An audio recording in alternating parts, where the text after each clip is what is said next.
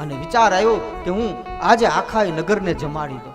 1000 સોનામોર એને હું સતમાર્ગે સારા માર્ગે વાપરું, આખા નગરનું જમણવાર કેવી. અને રાજાની તો એ પરવાનગી હતી એટલે પોતે રાજ પોશાક પહેર્યો અને બધા જ લોકો જમવા બેઠા છે, પંગતો લાગે છે, એની વચમાંથી હાલે છે.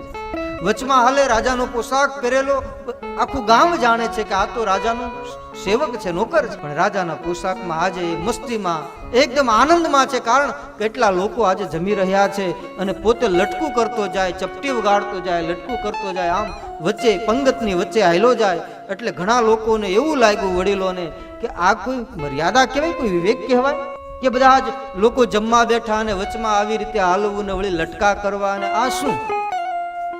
એટલે કોઈ ઠપકો આપ્યો. અને ત્યારે એ સેવકે કીધું કે ભાઈ, આમાં મારી પાસે કાંઈ નહોતું, જે કાંઈ છે, આ જે કંઈ સોનામોર મને ભેટમાં મળી, રાજા તરફથી મળ્યા છે, આ પોશાક છે, રાજાનો છે, મારું તો કાંઈ નથી, મારું તો માત્ર આ લટકું છે.